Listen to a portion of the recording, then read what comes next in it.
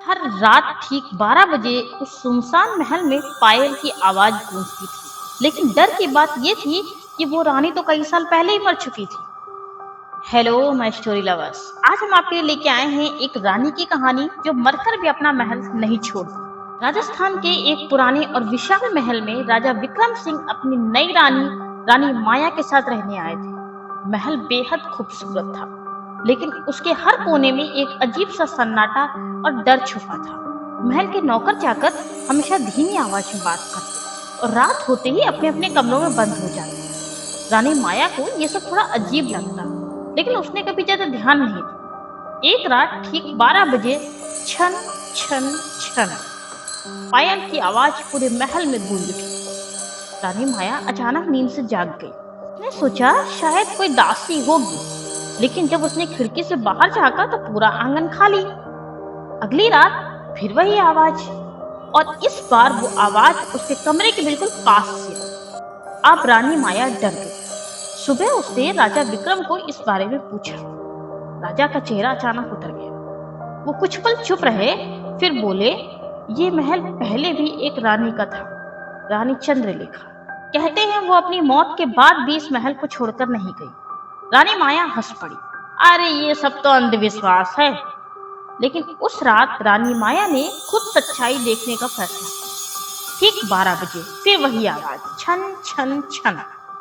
इस बार रानी माया धीरे धीरे उस आवाज के पीछे चल पड़ी। महल के लंबे गलियारे, अंधेरा, ठंडी हवा।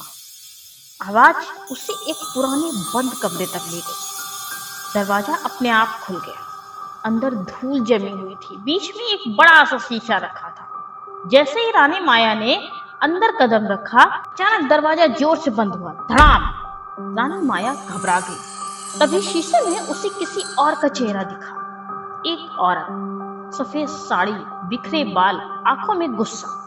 वो धीरे धीरे उसके पीछे आ रही थी। रानी माया ने जब पीछे मुड़कर देखा, कोई नहीं था, लेकिन शीशे में वो औरत साफ दिख रही थी। अचानक उस औरत की आवाज गूंजी, ये मेरा महल है, यहाँ कोई और रानी नहीं रह सकती। रानी माया डर के मारे कांपने लगी।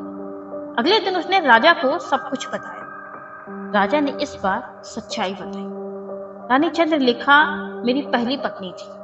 उसकी मौत रहस्यमयी थी। कुछ लोग कहते हैं कि उसे धोखे से मार दिया गया, और तब से उसकी आत्मा इस महल में भटक रही है। रानी माया को अब सब कुछ समझ में आ चुका था कि यह सिर्फ कहानी नहीं बल्कि सच्चाई थी। लेकिन असली डर तो अभी बाकी था।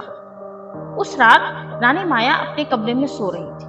तभी अचानक उसकी आंख खुली, और इस बार पायल की आवाज सीधे उसके कमरे के अंदर से ही आ रही थी। धीरे धीरे वो आवाज उसके बिस्तर के पास आकर रुक गई। रानी माया ने डरते हुए आंखें खोली, और सामने खड़ी थी रानी चंद्रलेखा। आंखों में आग, चेहरे में गुस्सा। तुमने मेरी जगह ले ली है, अब तुम्हें उसकी कीमत चुकानी होगी। अचानक कमरे की सारी चीजें हिलने लगी। दरवाजे अपने आप बंद हो गए। रानी माया चीखने लगी।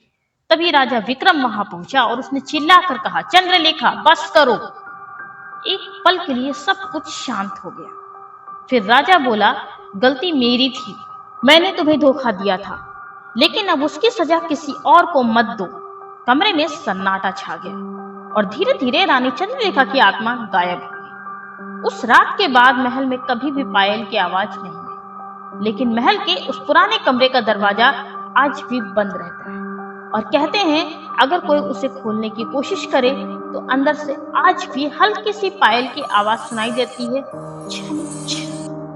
अगर आप उस महल में होते तो क्या बंद कमरे का दरवाजा खोलते, या हमेशा के लिए उससे दूर रहते? प्लीज कमेंट करके जरूर बताएं।